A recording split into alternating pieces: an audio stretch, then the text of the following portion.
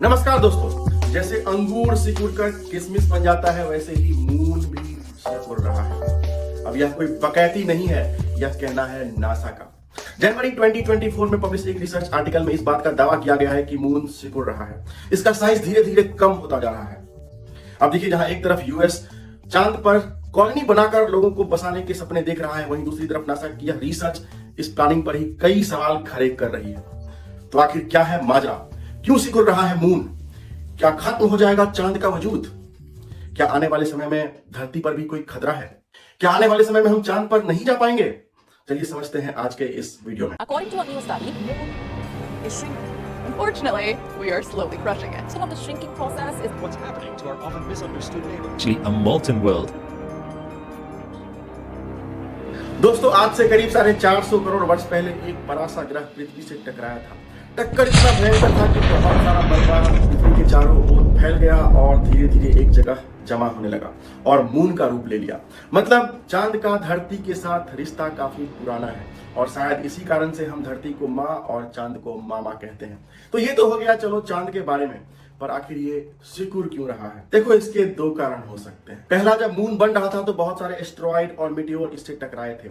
इस कारण से इसका अंदरूनी हिस्सा काफी गर्म हो गया था, पर समय के साथ यह धीरे धीरे ठंडा हो रहा है।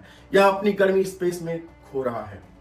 स्टडी बताती है कि पिछले कई सालों में मून के कोर यानी कि अंदरूनी हिस्से का टेम्परेचर करीब 300 डिग्री से कम हो गया है और यह धीरे धीरे ठंडा होकर सिकुड़ रहा है।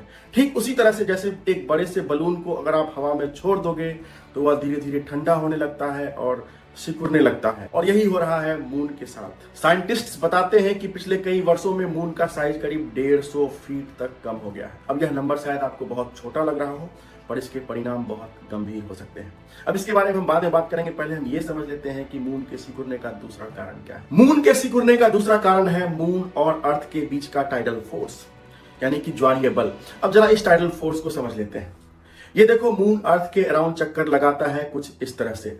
अब चूंकि अर्थ का अपना एक ग्रेविटेशनल फील्ड है तो यह मून को अपनी ओर खींचता है।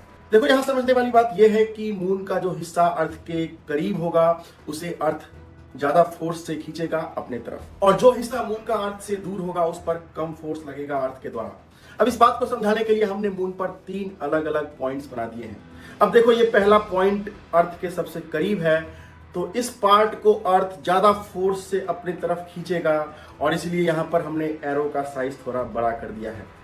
अब ये तीसरा पॉइंट जो इस तरफ है, अब मून का यह तीसरा पॉइंट अर्थ से सबसे दूर है, तो ऑब्वियसली इस पॉइंट पर अर्थ सबसे कम फोर्स लगा पाएगा, कम खिंचाव होगा यहाँ पर, तो इसलिए हमने इस एरो का साइज थोड़ा सा छोटा कर दिया है। तो कहने का मतलब यह है कि अलग अलग पॉइंट पे मून के अलग अलग खिंचाव लगेगा। अब ये खिंचाव एग्जैक्टली वैसे ही है जैसे आप अगर किसी स्ट्रॉन्ग मैग्नेट के पास कोई लोहे की चीज रखोगे तो उसे मैग्नेट बहुत तेजी से अपनी तरफ खींचेगा, और जैसे जैसे आप उस लोहे की चीज को मैग्नेट से दूर ले जाओगे तो उस पर खिंचाव कम हो जाएगा। एग्जैक्टली वैसे ही धरती मून को अपनी तरफ खींच रहा है। अब देखो, ये जो खिंचाव लग रहा है मून के अलग अलग पार्ट में अर्थ के द्वारा, इस कारण से मून के साइड का पार्ट जो है वो पूरी तरह से खिंच गया है और ऊपर का पार्ट दब गया है और ये पूरी तरह से बल्ज हो गया है। अब चूंकि मून अर्थ के चारों तरफ चक्कर लगाता है तो ये बल्ज भी धीरे धीरे शिफ्ट होता है और फाइनली क्या होता है कि मून एक कांस्टेंट कंप्रेसिव स्ट्रेस यानी कि दबाव में होता है, जिस कारण से मून सिकुड़ने लगता है। तो यही दूसरा कारण है मून के सिकुड़ने का। साइंटिस्ट्स बताते हैं कि जिस तरह से अंगूर सिकुड़कर किशमिश बन जाता है, उसी तरह से मून भी सिकुड़ रहा है। बस दोनों के सिकुड़ने में फर्क यह है कि अंगूर का सरफेस मुलायम और फ्लेक्सिबल होता है, जिस कारण से किशमिश के ऊपर झुर्रियां आ जाती है।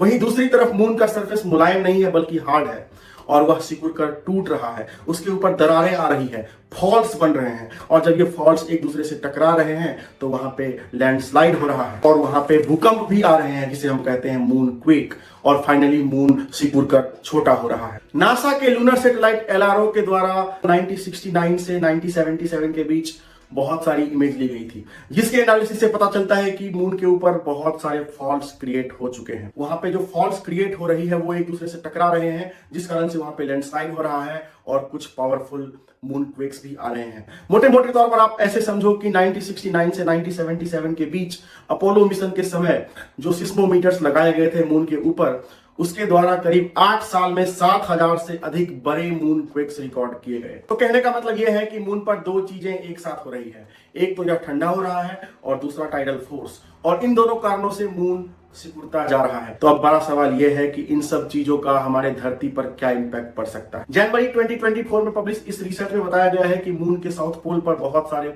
फॉल्ट्स दिखे हैं।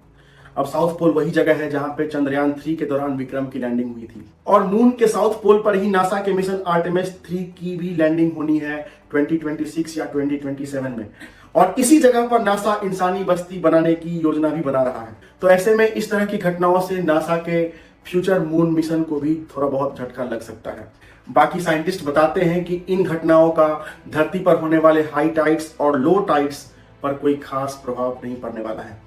तो दोस्तों आज की वीडियो में बस इतना ही। अगर आपको ये वीडियो पसंद आया so please don't forget to hit the like button, और अगर आपने अभी तक इस चैनल को सब्सक्राइब नहीं किया है then please subscribe this channel and also share with your friends. Thank you for watching.